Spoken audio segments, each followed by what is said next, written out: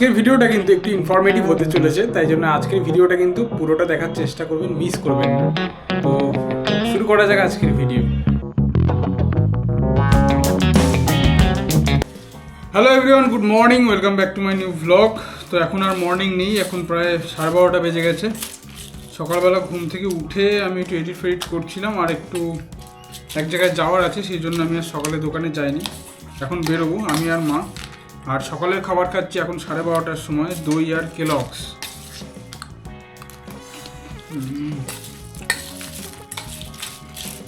অনেক দিন বাদে খাচ্ছি।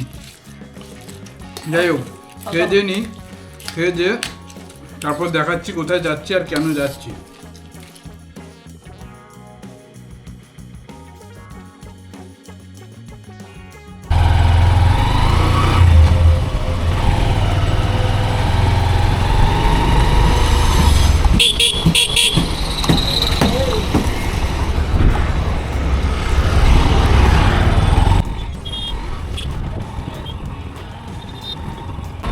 এদিক দিয়ে দেখাচ্ছে কাছাকাছি হবে, এদিক দিয়ে যাই।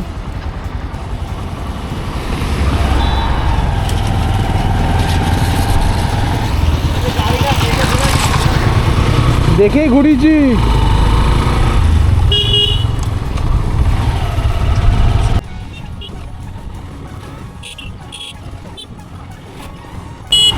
এইটা কাটবো, এইটা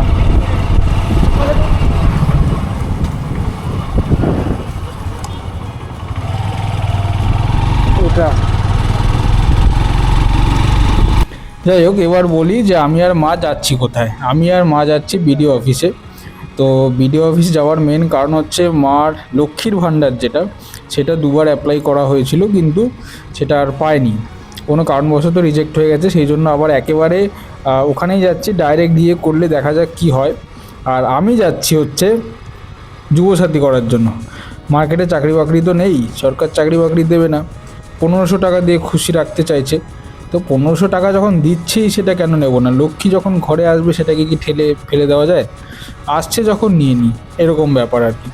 যাই হোক, যারা যারা সরকারি চাকরির জন্য পড়াশোনা করছে বা পরীক্ষা দিচ্ছে, তাদের ফর্ম ফিল আপের টাকাটা অন্তত উঠে আসবে 1500 টাকা দিয়ে। এই একটা সুবিধা হচ্ছে।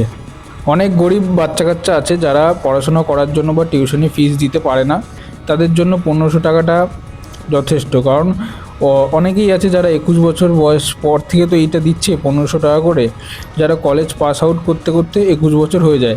তারপরেই আছে অনেকে যারা সরকারি চাকরির জন্য পড়াশোনা করে, ফর্ম ফিল আপ করে, তাদের জন্য এই 1500 টাকাটা এনাফ। কারণ বিভিন্ন অনলাইন যে কোর্সগুলো আছে, খান স্যার আছে, আড্ডা 24/7 আছে, এগুলোর মোটামুটি কোর্সের ভ্যালু ওই 1000 টাকা বা 1500 টাকা, 2000 টাকা এরকমই। তো সেই জন্য ওইসব কোর্সের ফিসগুলো দেওয়ার জন্য এই টাকাটা ঠিক আছে বলে আমার মনে হয়। অন্তত পড়াশোনাও করতে পারবে, আর পরীক্ষার জন্য ফর্ম ফিল আপের টাকাটাও জোগাড় হয়ে যাবে। পরীক্ষার পর রেজাল্ট বেরোবে কি না সেটা আলাদা বিষয়, তবে পরীক্ষাটা তো দিতে পারবে। একটা মনে আশা নিয়ে পরীক্ষাটা তো দিতে পারবে, যে পরীক্ষাটা দিতে পারছি, বইপত্র কিনতে পারছি, একটা টিউশন ফিস দিতে পারছি, এই একটা বিষয়। তবে যাই হোক, চাকরি বাকরি নেই বাজারে, আর আমিও চাকরি বাকরির জন্য অনেক চেষ্টা করেছিলাম, কিন্তু আর কি বলবো, আমারও হয়নি। আমি যখন একটা খুব ভালো চাকরির জন্যই আমি মানে হয়েছিলাম, পাস করেছিলাম, কিন্তু তার জন্য আমার কাছ থেকে 23 লাখ টাকা চায়। তো কী চাকরি, কী ব্যাপার বৃত্তান্ত, আমি আর এসব বলছি না। ওসব কথা মনে করতে গেলে বড্ড খারাপই লাগে, কষ্টও হয়। কারণ এত কষ্ট করে পড়াশুনো করে, মানে আমার প্রিলি, মেন্স, মেডিকেল, তারপরে ওদিকে মাঠ, ফিজিক্যাল আর কি যেটাকে বলে, সবই ক্লিয়ার করার পর, আমার রেজাল্ট কমপ্লিট হয়ে যাওয়ার পর আমি যখন ডকুমেন্ট ভেরিফিকেশানে যাই, তখন আমার কাছ থেকে এই টাকাটা চেয়ে বসে ওটা। তো আমি ডাইরেক্ট মুখের ওপর না করে দিয়ে চলে এসেছি যে আমি দিতে পারবো না এত টাকা, পারলেও আমি দেবো না এত টাকা দিয়ে। আমি মানে টাকা দিয়ে চাকরিতে ঢোকার ইচ্ছা তেমন আমার একটা নেই। যদি হতো তাহলে আমি এত পড়াশোনা করতাম না, আমি টাকাই দিয়ে দিতাম। তো যাই হোক, এখন আপাতত যুবসাথীর ফর্মটা ফিল আপ করে আসি, দেখি কি হয়। এদের আবার তো আর এক গল্প যা শুনলাম, সেটা হচ্ছে যুবসাথী দেবে হচ্ছে এপ্রিল মাস থেকে। এপ্রিল, মে, জুন, জুলাই, এই 4 মাসের টাকা আগস্ট মাসে একবারে 6,000 টাকা ঢোকাবে। আশা করি আপনারা বুঝতেই পারছেন যে এই ঘটনাটা ঘটার মানে এই কারণটা মানে এই যে ব্যাপারটা হবে তার কারণটা কি। ঠিক আছে, এসব আমি আর খোলসা করে বলছি না। তো যাই, রাস্তাটা খুব সুন্দর, দুপাশ দিয়ে গাছ, মাঝখানে একদম চকচকে রাস্তা দিয়ে বাইক চালাতে দারুণ লাগছে। আর এখন বাজে প্রায় কটা, 1:15-20 হয়ে গেছে মনে হয়, 15 হয়ে গেছে, 1:10-15। যাই হোক, যাই গিয়ে দেখি এখন কতটা কি সময় লাগে যেতে। আর একটা বিষয়ে ভয় লাগছে এটাই যে ওখানে গিয়ে আবার কি প্রবলেম হবে না হবে, মানে কতটা কি লাইন আছে। বিভিন্ন হোয়াটসঅ্যাপ বলছি সরি, ফেসবুক ইনস্টাগ্রামে ভিডিও দেখছি যে প্রচুর লাইন। মানে আমি সেটাই ভাবছি যে গিয়ে আমাকে লাইনে দাঁড়াতে হবে কি, নাকি সঙ্গে সঙ্গে জমা নিয়ে নেবে, কী ব্যাপার আছে আমি জানি না। গিয়ে আপনাদের পুরো ডিটেলসটা বলছি কি করতে হবে আর কি ডকুমেন্টস লাগবে না লাগবে।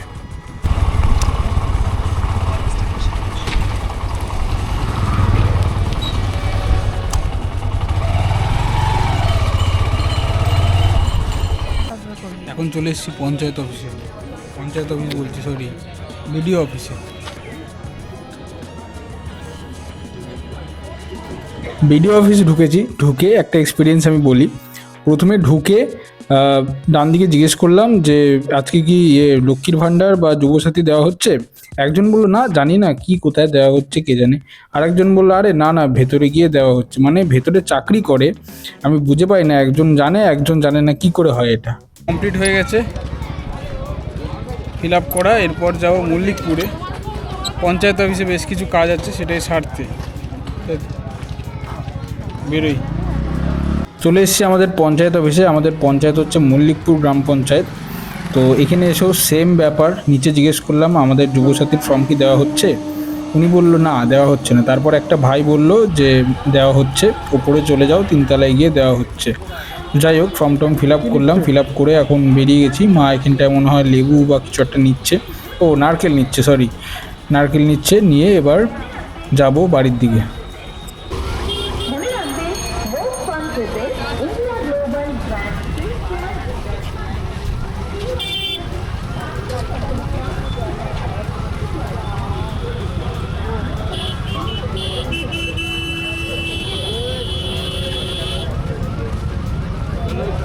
কি আবার হবে, গাড়ি লেট হবে।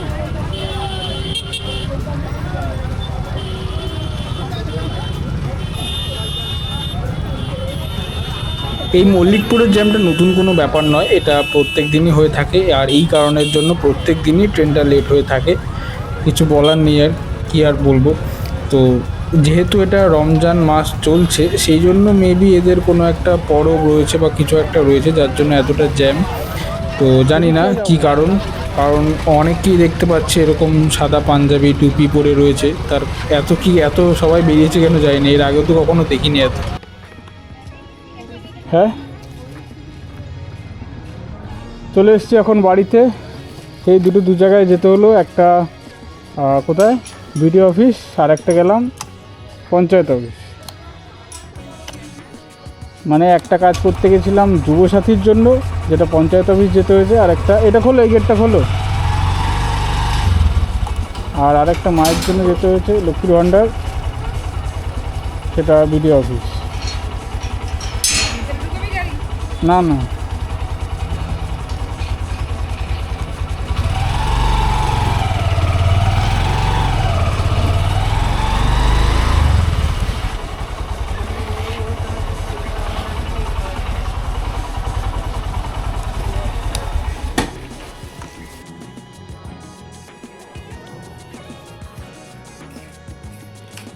খাওয়া দাওয়া কমপ্লিট করে একটু ঘরে বসে ভিডিও একটু দেখছিলাম, এডিট করছিলাম। তারপরে একটা থাম্বনেল বানালাম। আর এখন খাচ্ছি হচ্ছে দই। এই যে আমি টক দই খাই, টক দইটা নর্মালি খাই না, আমি টক দইয়ের মধ্যে একটু গুড় দিয়ে তারপর খাই, যেটা আমার খেতে ভালো লাগে।